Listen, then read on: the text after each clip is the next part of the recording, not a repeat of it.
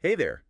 Ready to unlock some seriously cool insights? Yeah, let's do it. We're diving into A Year to Change Your Mind by Dr. Lucy Maddox. Ooh, I've heard good things about that one. It's not your typical self-help book, think, more like a fascinating exploration of the human mind. And with practical tips you can actually use. Love it.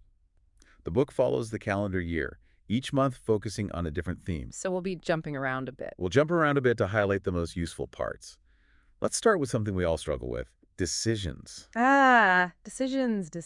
Remember that time you spent ages agonizing over a choice, only to realize both options were pretty much equal? Oh, absolutely. The book actually opens with this, talking about how we often get trapped in analysis paralysis. Analysis paralysis. Yep, overthinking every little detail.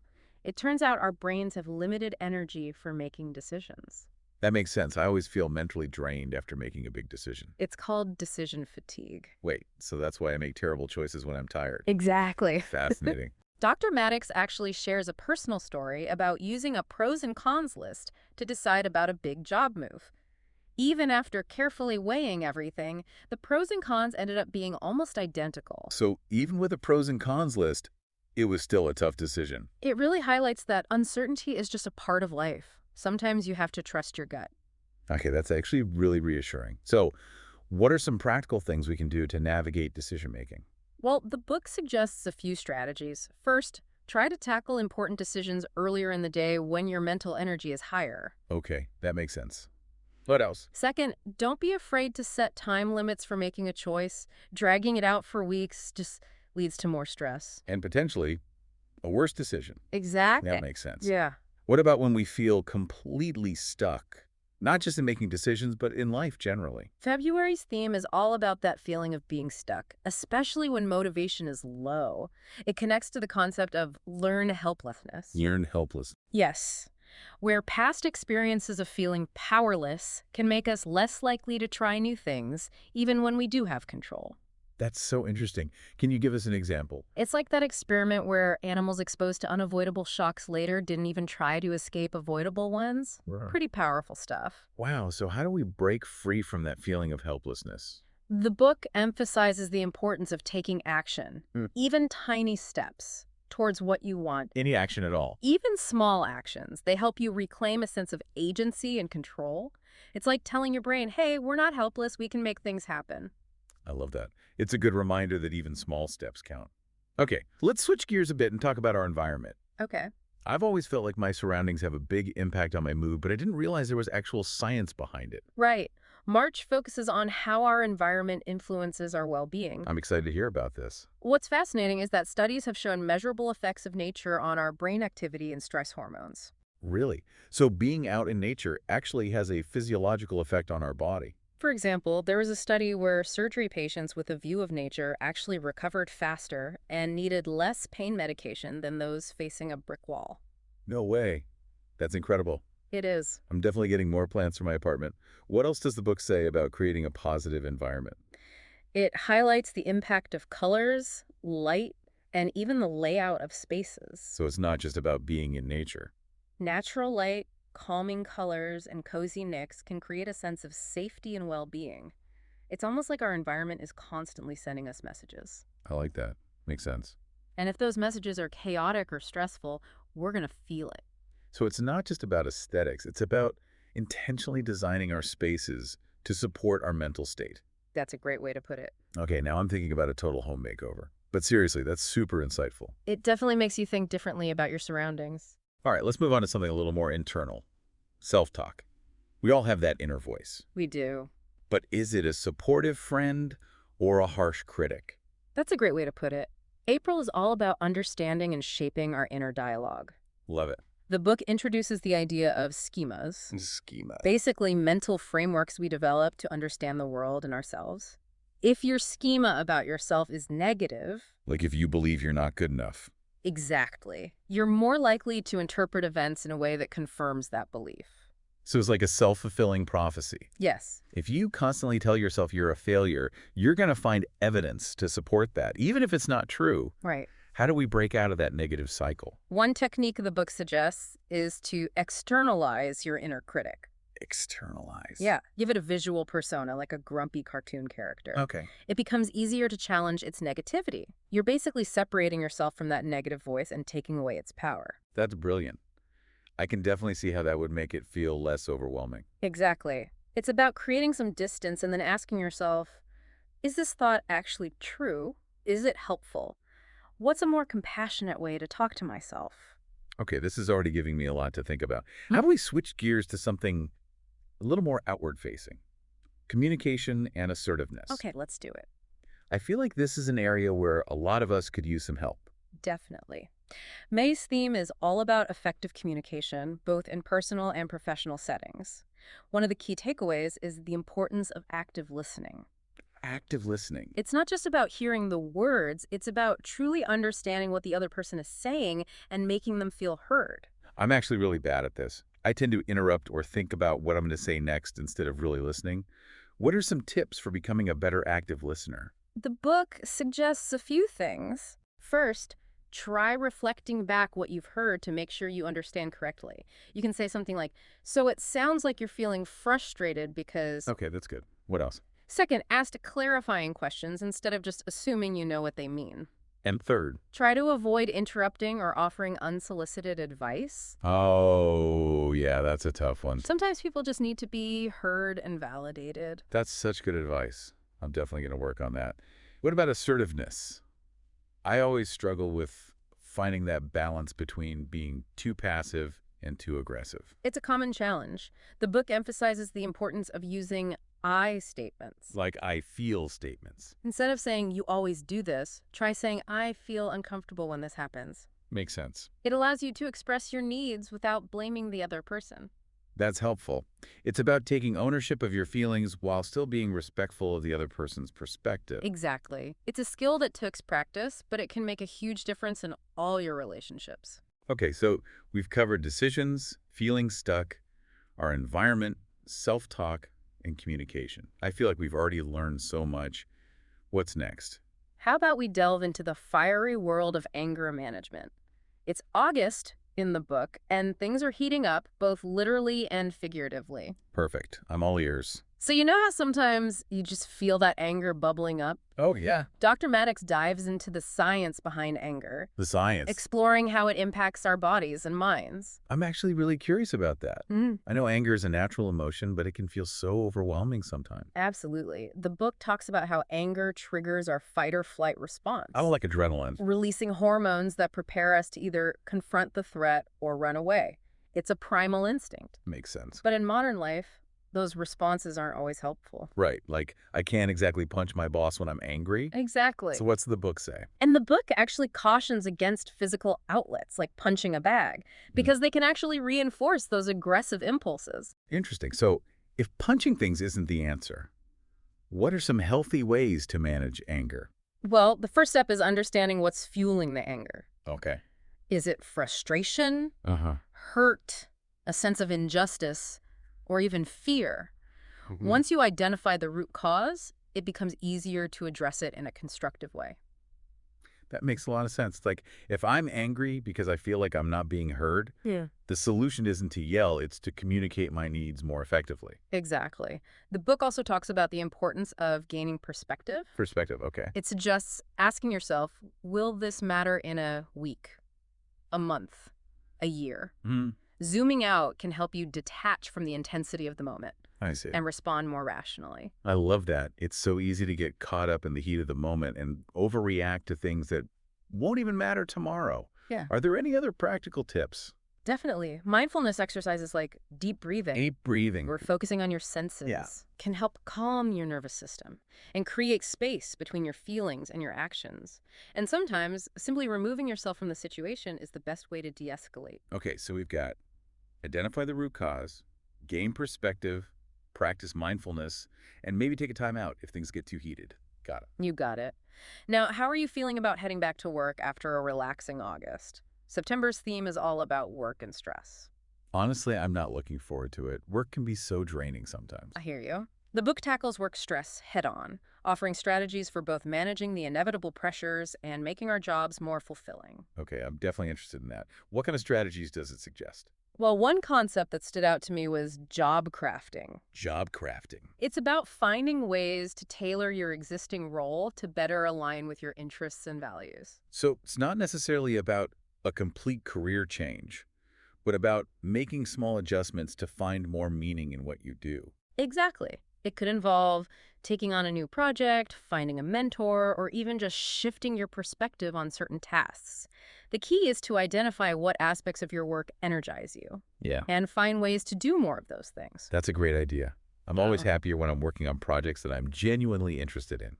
What about managing work stress? I feel like I'm constantly on edge, juggling deadlines and dealing with difficult colleagues. The book offers a helpful analogy: the stress bucket. The stress bucket. Imagine a bucket that represents your capacity for stress. Okay. Everyone has a different size bucket. Right. And things like deadlines, difficult people, and unexpected challenges can fill it up quickly. Okay, I can visualize that. Yeah. So how do we keep our buckets from overflowing? The key is to identify activities or coping mechanisms that can punch holes in the bottom of the bucket, Holes in the bucket. allowing stress to drain out. So things like what? It could be exercise, spending time with loved ones, pursuing hobbies, or practicing mindfulness.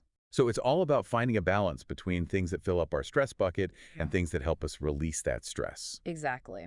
And it's not just about managing stress, it's also about addressing perfectionism, which can be a major source of anxiety in the workplace. Oh, I'm definitely a perfectionist. It's hard to let go of that need to do everything perfectly, even when it's not realistic. The book talks about how striving for unattainable standards can actually hinder performance Makes sense. and lead to burnout. It encourages us to embrace good enough instead of chasing an elusive ideal. That's a good reminder. I think a lot of us could benefit from being a little kinder to ourselves and accepting that we don't have to be perfect. Absolutely. Now, October brings a shift in tone as the book tackles the challenging topic of loss and grief. That's a heavy subject. I know everyone experiences grief differently, but are there any universal truths about navigating that process? The book acknowledges that there's no right way to grieve, but it emphasizes the importance of allowing yourself to feel the pain. Avoiding those difficult emotions can actually prolong the healing process. That makes sense. Bottling things up never seems to work in the long run. Right. The book encourages us to process our emotions, Uh-huh. find meaning in the loss, Right. and seek support when needed. I see. It also discusses the concept of traumatic grief, which can occur when the loss is particularly sudden or unexpected. I imagine that kind of grief can be even more overwhelming. Absolutely. The book delves into the stages of grief outlined by Elizabeth Kubler-Ross: Okay. denial, anger, bargaining, depression, and acceptance. Oh, wow. Those sound familiar. And highlights that while not everyone experiences these stages linearly, they offer a framework for understanding the grieving process. That's helpful to know. It's a reminder that grief is a journey, and it's Right. okay to seek support if you're struggling. Exactly. Now, let's move into November, where the book focuses on the impact of chronic stress on our physical and mental health. Stress is such a pervasive part of modern life. It feels like we're constantly bombarded with demands and pressures. Does the book offer any strategies for coping with that? It definitely does. One fascinating concept it explores is the idea of different nervous system states: Nervous system state. threat, soothe, and drive. Most of us spend way too much time in threat mode, where our bodies are constantly on high alert, ready to fight or flee. Oh, I can definitely relate to that. I feel like my default setting is slightly panicked. The book explains how this chronic state of stress can lead to a cascade of negative effects, Yeah. including increased anxiety, impaired sleep, and even weakened immunity. So how do we shift out of that constant threat mode? The key is to intentionally activate our soothe system, Soothe system. which is responsible for relaxation and recovery. Engaging in activities like deep breathing, Deep breathing, okay. mindfulness, spending time in nature, or connecting with loved ones can help us move from a state of stress to a state of calm. That makes sense. It's about consciously choosing activities that help us relax and recharge. Exactly. And the book emphasizes that even small acts of self-care can make a big difference. It's not about grand gestures, but about incorporating small, consistent practices into our daily lives. I like that. It feels more manageable than trying to overhaul my entire life. What about December? I feel like that month brings its own unique set of stresses. You're right. December focuses on managing expectations and navigating family dynamics during the holiday season. Okay, I'm all ears. The Yeah. holidays can be wonderful, but they can also be a breeding ground for stress and conflict. Absolutely. The book encourages us to recognize that our idealized vision of the holidays rarely matches reality. Yeah. It's about letting go of those unrealistic expectations Oh, okay. and appreciating the genuine moments of connection, even amidst the chaos. So it's about accepting that things might not be perfect and focusing on the positive aspects of the season. Exactly. And it's also about setting boundaries and having strategies in place to deal with challenging situations. Hmm. Like what? The book suggests planning ahead to identify potential triggers, Oh, trigger. those family members or situations that tend to push our buttons, Right. and having a plan for how to respond in a way that aligns with your values. That's a good idea. Sometimes I just react in the moment and then I regret it later. It happens to the best of us. Mhm. The key is to be proactive and have a plan in place. And remember, it's okay to say no to certain events or obligations. You don't have to do everything. That's a good reminder. I tend to feel obligated to attend every holiday gathering, even if it's not something I'm genuinely looking forward to. It's about prioritizing your own well-being and recognizing that it's okay to set limits. Okay, we've covered a lot of ground here. I What? feel like we've gotten a taste of each month in the book. We definitely have.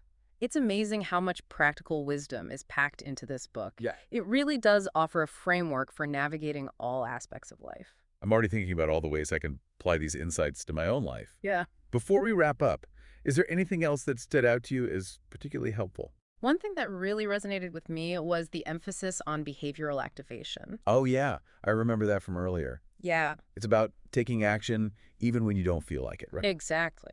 Makes sense. It's a core principle in treating depression, but it's equally relevant for anyone feeling stuck or unmotivated.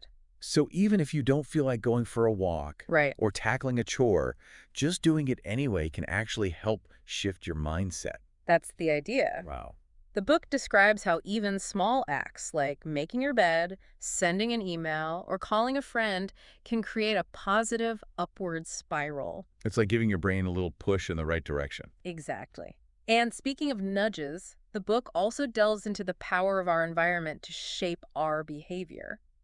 We've already talked about the impact of nature and design, but is there more to it? It goes even deeper. Deeper. Dr. Maddox discusses how we can intentionally design our surroundings to support our goals. So, like, if I'm trying to eat healthier, Right. I should make sure healthy snacks are visible. Yeah. And put the junk food out of sight. Exactly. It's about making the desired behavior the easiest option.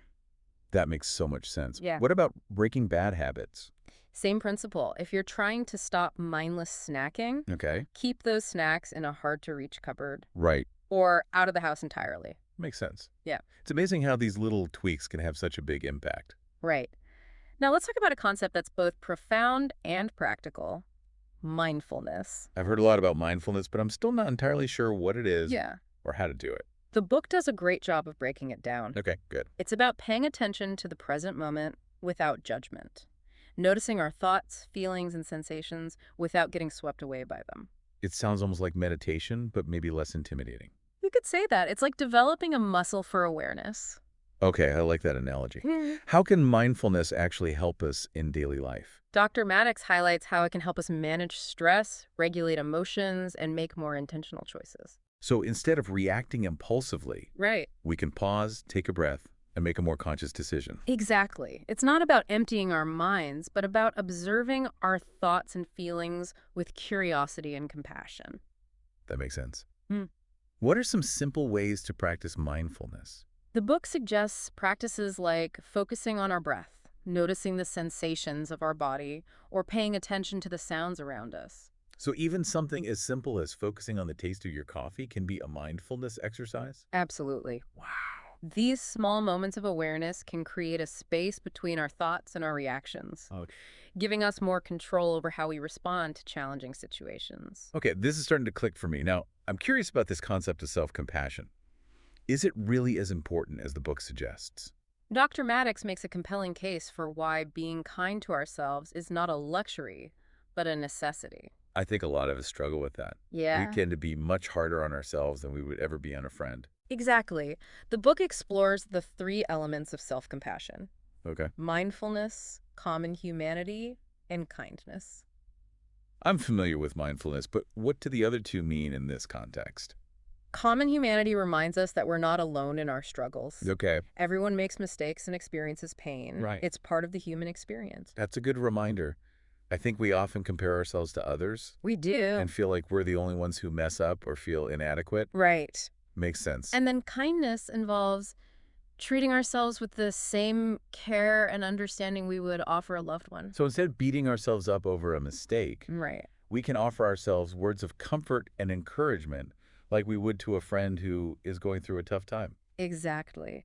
The book suggests practical ways to cultivate self-compassion, Like what? like talking to ourselves as we would to a friend, practicing forgiveness, and acknowledging our strengths and accomplishments. This is really resonating with me. Uh, I tend to be my own worst critic, Yeah. and I need to work on being more compassionate with myself.